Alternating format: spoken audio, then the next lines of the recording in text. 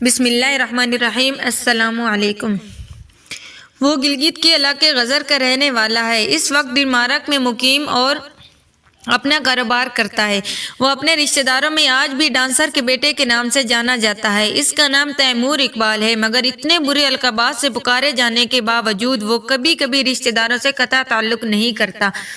لوگ اس کی والدہ کو برا بولتے ہیں تو انتہائی نرمی سے کہتا ہے وہ جنتی اور خاتون ہے، آپ ان کے ماضی کو نہیں بلکہ ان کی اللہ تعالیٰ سے مانگی گئی معافی کو دیکھو۔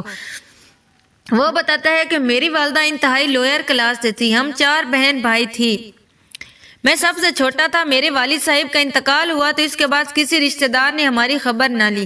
میری والدہ نے میرے ددیال والوں کو بچوں کی کفالت کے لیے مالی تعاون کا کہا تو انہوں نے میری والدہ کو بچوں سمیت گھر سے نکال باہر کیا۔ میری والدہ ہمیں لے کر اپنے بھائیوں کے پاس چلی گئی، مگر انہوں نے بھی ہماری کفالت سے انکار کر دیا۔ تو میری والدہ نے اپنے بھائیوں سے کہا میرا کسی ایسے شخص سے نکاح کر دے جو میرے بچوں کی کفالت کر سکے۔ یہ الفاظ زبان سے نکلنے کی دیر تھی کہ میری والدہ کو بے شرم، بدچلن، بدمعاش، ہوش پرست اور پتہ نہیں کن کن القابات سے نوازا جانے لگا۔ ساتھ ہی میری والدہ کو مارا پیٹا بھی گیا، مگر وہ اپنی بات پر قائم رہی، یہاں تک کہ انہوں نے کہا یا تو میرے بچوں کی کفالت کا انتظام کرو یا پھر مجھے بچوں سمیت زہر کھلا دو۔ میرے ماموں اور ممانی کو شاید میری والدہ کی رائے پسند آ گئی۔ میری چھوٹی ممانی میری والدہ کو لے کر شہر سے کپڑے خریدنے گئی۔ ان کی غیر موجودگی میں میری بڑی ممانی نے میرے بہن بھائیوں کو زہر کھلا دیا۔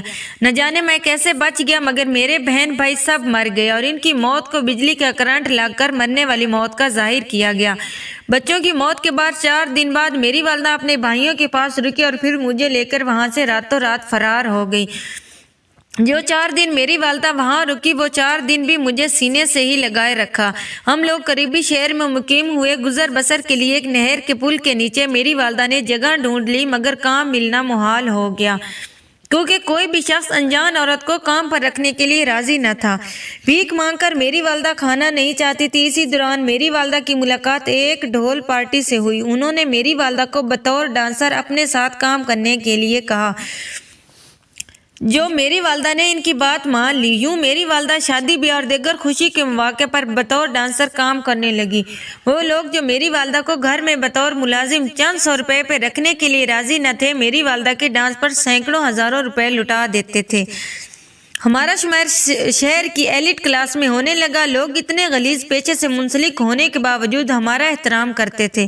جب میں 13 سال کا تھا، شہر کے بہترین اسکول میں زیر تعلیم تھا، ایک دن عصر کے وقت ہماری مسجد میں اعلان ہوا کہ کوئی غریب عورت اپنی بچی کے علاج کے لیے رقم مانگ رہی تھی۔ میری والدہ نے اپنی ساری جمع پونجی لگا کر لڑکی کی جان بچا لی، مگر ہم لوگ کنگال ہو گئے۔ میری والدہ نے اس ڈانس والے کام کو چھوڑ دیا، میرے اسکول کو چھڑوا کر مجھے گورنمنٹ اسکول میں داخل کروا دیا، ساتھ ہی مجھے سیکنڈ ٹائم مزدوری پر لگا دیا۔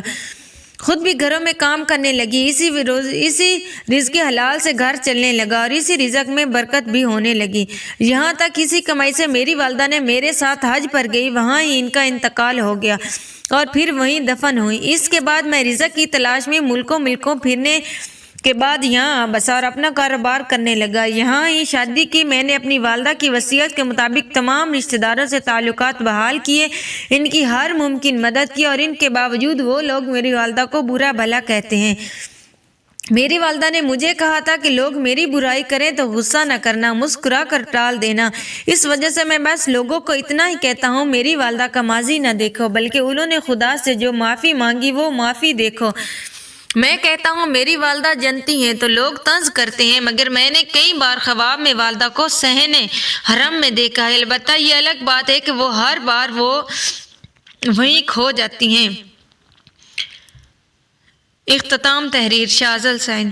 میلسی سے تعلق رکھنے والی محترمہ رمشا مہرین صاحبہ انتہا کی متکبر خاتون ہیں، ہیوسٹن میں مقیم ہیں، کسی ادارے میں لیکچرر ہیں۔ اللہ تعالیٰ نے انتہائی عزت، دولت اور شہرت سے نواز رکھا ہے۔ ان کی طرف سے انتہائی بیہودہ سوال کیا گیا کہ غریب لوگ بچے کیوں پیدا کرتے ہیں۔ سوال کی نوعیت سے آپ ان کی پست ذہنیت کا اندازہ لگا سکتے ہیں۔ اسی سوال کے پیچھے ایک داستان ہے۔ میری نظر میں یہ داستان ان کی سنگ دلی کے سوا کچھ نہیں، اور آپ بھی پڑھیے اور پھر جواب دیجیے گا۔ ان کا تعلق میلسی کے کسی دیہات سے تھا۔ بھلے وقتوں میں والدہ صاحب کا اثر و رسوخ اور دھن دولت کا استعمال کر کے وہ کسی کا حق غصب نہیں کرتے ہوئے بیرون ملک اسکالرشپ پر تعلیم حاصل کرنے چلی گئی تھی۔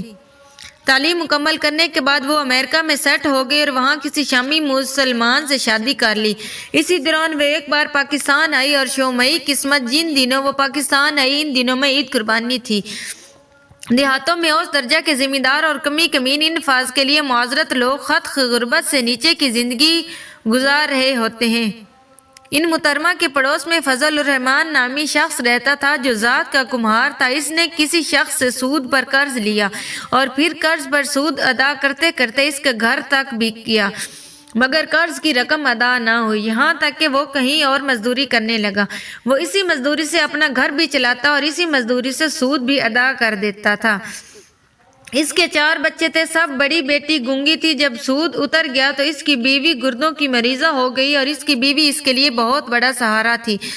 اس کی غیر موجودگی میں بچوں کی نگہبان تھی، اس کی ہر مشکل میں اسے قدم سے قدم ملا کر چلنے والی تھی۔ جن حالات سے وہ گزر رہا تھا ان حالات میں بیوی کا بچھڑ جانا سارے گھر کی موت جیسا تھا۔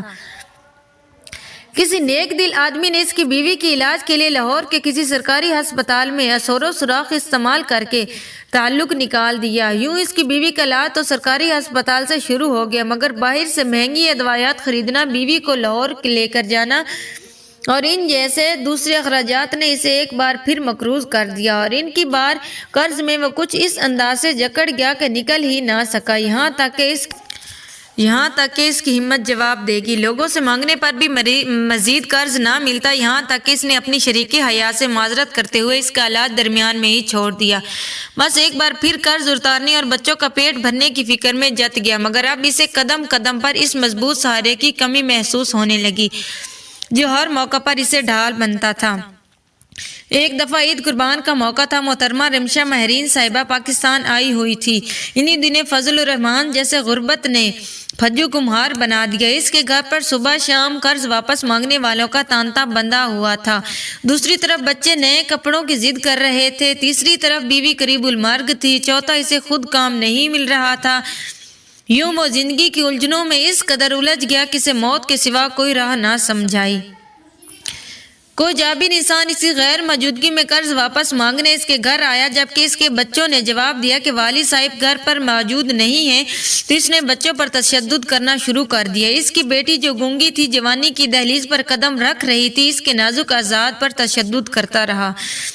جب فضل الرحمان گھر واپس آیا اور اسے حالات کا پتہ چلا تو وہ الٹے پیر واپس مڑا، جو مزدوری اسے ملی تھی انہی پیسوں کا زہر لایا اور بچوں کو پلانے لگا۔ اس کی گونگی بیٹی نہ جانے کس طرح باپ کے ارادوں کو بھانپ گئی، دوڑ کر گھر سے باہر نکلی، پڑوس میں مقیم محترمہ رمشا مہرین کے گھر پہنچی جہاں وہ سنگ دل خاتون تنہا موجود تھی۔ ان کو مدد کی خاطر کھینچ کر گھر لے جانے لگی، مگر رمشا مہرین نے اس کی باتوں کو سمجھنے کی بجائے اسے گھر سے دھکے دے کر نکال دیا۔ وہ روتے دھوتے ہوئے ایک اور گھر میں پہنچی، مگر وہاں اس کی بات سمجھنے، پھر گھر کے مرد کو بلانے ڈھونڈنے میں ٹائم لگ گیا۔ تب تک زہر اپنا کام کر چکا تھا۔ جب لوگ مدد کو پہنچے تو سارا خاندان مر چکا تھا، بس وہ گونگی بیٹی بچ گئی تھی جو در در پر جا کر والدین اور بہن بھائیوں کی زندگی بھیک میں مانگ رہی تھی۔ جب اس ساری کہانی کا علم رمشا مہرین کے ہوا تو بجائے افسوس کرنے کے، یاد آیا کلمات کہنے کے، اس نے کہا تھا یہ معذور بچی زندہ چھوڑ گئے ہیں، یہ اب سارے گاؤں کے لیے بوجھ بنی رہے گی، اگر پال نہیں سکتے تو غریب لوگ بچے ہی پیدا کیوں کرتے ہیں۔ مگر رمشا مہرین کا یہ وہم اگلی صبح دور ہو گیا جب پتہ چلا کہ وہ گونگی بچی والدین اور بہن بھائیوں کے بچھڑ جانے کے صدمے چل بسی ہے۔ میں اپنی اس تحریر میں رمشا مہرین صاحبہ کو فقط اتنا بتانا چاہتا ہوں کہ رازق اور اولاد دینے والی ذات اللہ تعالیٰ کی ہے۔ غریب بھوک سے نہیں مرتا، اسے تم جیسے درندہ صفت اوروں کا حق غصب کرنے والے لوگ مار دیتے ہیں۔ اختتام۔ قارئین کرام، عید اس موقع پر ایسے مجبور گھرانوں کو نظر میں رکھیں۔ اگر آپ مدد کرنا چاہتے ہیں اور آپ کے قریب کوئی حقدار نہیں تو ہم سے رابطہ کیجیے۔ تحریر شاذل سعید۔ ایک جونیئر پولیس آفیسر بتاتے ہیں کہ میں بلوچستان سے تعلق رکھتا ہوں، لسبیلا کے دیہات میں پلا بڑا ہوں۔ ہمارے ہاں بھی وڈیرہ اور جگیردارانہ نظام ہے، ہر وڈیرہ اور ہر جگیردار اپنی ذات میں کسی فرعون سے کم نہیں ہوتا۔ جو آواز اس کے خلاف اٹھتی ہے یا اس کی اصلاح کے لیے اٹھتی ہیں، اس آواز کو دبا دیا جاتا ہے، یہاں تک کہ اس آواز اٹھانے والے انسان کو بھی۔ بلوچستان میں ایسی ہزاروں قبریں ہیں جن میں دفن لوگوں کا جرم فقط حق کی آواز اٹھانا تھا۔ ان قبروں میں پڑے ہڈیوں کے ڈھانچے آج بھی اپنی داستان یاد رکھے ہوئے ہیں۔ یہاں لگنے والی بہت ساری پنچایتوں میں انصاف کا قتل ہوا، اور جہاں انصاف مر جائے وہاں انسان تو بے شمار مرتے ہیں۔ آپ تاریخ اٹھا کر دیکھ لیں، پاکستان اور بلوچستان میں کبھی امن نہیں ہوا۔ یہاں ہر ادارہ، ہر وڈیرا، بلکہ ہر انسان اپنے تئیں امن کی قربانی دے رہا ہے، مگر افسوس کہ امن کے نام پر قربانی ہر کوئی دوسرے انسان کی دے رہا ہے۔ ایسا ہی کچھ واقعہ بیان کرنا چاہتی ہوں۔ میں نوشکی میں تعینات تھا۔ ایک دور دراز گاؤں میں میری ڈیوٹی تھی۔ میں گھر سے دفتر جاتے ہوئے ایک بازار سے گزرنا پڑتا تھا۔ بحسب سابق آج بھی بازاروں سے گزر رہا، مگر آج صحت خرابی کی وجہ سے میں تھوڑا لیٹ کام پر جا رہا تھا۔ اسی وجہ سے جب میں دروازے بازار سے گزر رہا تھا تو میری پوری رونق کے ساتھ کھلا ہوا تھا۔ میں نے ایک جگہ پر لوگوں کا ہجوم دیکھا۔ وہ خالدہ نامی ایک خاتون کو مار رہے تھے۔ میں نے آگے بڑھ کر روایتی پولیس والا انداز اپناتے ہوئے لوگوں کو دھکا مارا اور گالم گلوچ کرتے سائیڈ پر کیا۔ خاتون کے منہ سے خون بہہ رہا تھا، کپڑے پھٹ چکے تھے۔ میں نے ایک دکان سے مناسب سائز کی چادر لی، عورت کا جسم ڈھانپا اور لوگوں کے بیانات سننے لگا۔ ساتھ ساتھ عورت کے چہرے کے تاثرات بھی دیکھنے لگا، کیونکہ لوگوں کی نظر میں عورت ملزمہ تھی اور میری نظر میں موقع کی مناسبت سے لوگ ملزم تھے۔ لوگوں کے بیانات کے مطابق وہ خاتون جیسے پیٹا جا رہا تھا۔ اس خاتون نے بازار میں خریداری کی غرض سے آئی عورتوں سے بچہ چھیننے کی کوشش کی تھی۔ میں نے بچہ چھیننے کی کوشش کرنے والی خاتون خالدہ اور جن سے بچہ چھینا گیا تھا، ان عورتوں کے علاوہ موقع سے 4-5 مرد گواہان کو لے کر تھانے کی سمت چل دیا۔ وہ خاتون میرے برابر چل رہی تھی۔ اس کے اعتماد سے لگتا تھا کہ وہ کوئی پیشہ ور مجرمہ ہے، یا پھر اس کو اتنا شعور ہی نہیں ہے کہ اس نے کیا جرم کر ڈالا ہے۔ اس جرم کے عوض اس کو اتنی سزا ہو سکتی ہے۔ بازار اختتام تک پہنچے ہی تھی کہ سامنے سے آتی 2 خواتین جنہوں نے ایک سالہ بچے کو اٹھا رکھا تھا، ان کو دیکھتے ہی خالدہ جس نے پہلے بچہ اغوا کرنے کی کوشش کی تھی ایک بار پھر ان کی طرف بڑھی اور ان سے بچہ چھیننے لگی۔ میرے ساتھ موجود مرد ایک بار پھر اس خاتون کی مردانگی دکھانے کے لیے آگے بڑھے۔ میں نے سب کو سختی سے منع کر دیا، پھر ان خواتین کو بہن کہہ کر التجا کی کہ بچہ ان کے حوالے کر دے۔ میری موجودگی میں بچے کو کوئی نقصان نہیں پہنچے گا تو میں ذمہ دار ہوں۔ میری وردی کا لحاظ کرتے ہوئے انہوں نے بچہ حوالے کر دیا اور یہ خاتون وہیں بیٹھ کر بچے کو چومنے لگی، بچے سے کھیلنے لگی۔ اس دوران گواہان مرد جنہوں نے پہلے خالدہ کو بہت مار پیٹ کی تھی، وہ اس سارے قصے کو ڈرامہ قرار دینے لگے۔ تقریباً 3-4 منٹ بعد میں نے خالدہ سے بچہ لے کر ان کے حقیقی ورثہ کے حوالے کیا۔ جن خواتین نے بچہ چھیننے کی کوشش کی گئی تھی ان کو مطمئن کر کے واپس بھیجا اور خالدہ کو تھانے لے جانے کی بجائے اپنے گھر لے گیا، اور وہ جاتے ہی میرے بچوں کے ساتھ یوں گھل مل گئی جیسے برسوں سے ان کو جانتی ہو، وہ اس کی سگی اولاد ہوں۔ میری بیوی کو خالدہ مشکوک لگ رہی تھی۔ ہر عورتی اولاد کے بارے میں ایسی احساس ہوتی ہے۔ میری بیوی بھی روایتی عورتوں کی طرح تھی۔ میں نے سپاہی کی ڈیوٹی اپنے گھر کے باہر لگا دی۔ کسی گھر سے کوئی بھی خطرے والی آواز یا حرکت سنائی دے تو فوراً اندر کی خبر لے سکتا ہے، مجھے اطلاع کرے۔ اس کے بعد خود میں ڈیوٹی پر چل دیا۔ مجھے حیرت ہوئی کہ جب میں گھر واپس آئی تو بجلی نہیں تھی۔ ایک بچے کو میری بیوی پنکھا کر رہی تھی اور دوسرے بچے کو خالدہ نے گود میں سلا رکھا تھا۔ چند دنوں میں میری فیملی اس اجنبی عورت سے مانوس ہو گئی، مگر میرے گھر کے باہر سپاہی تعینات تھا۔ میں نے ڈاکٹرز کے ذریعے سے خالدہ کا علاج شروع کروا دیا، مگر وہ صحت یاب نہ ہو سکی۔ ڈاکٹر نے بتایا کہ ان کے سر میں گہری چوٹ آئی ہے، دوسرا ان کو بہت گہرا صدمہ پہنچا ہے۔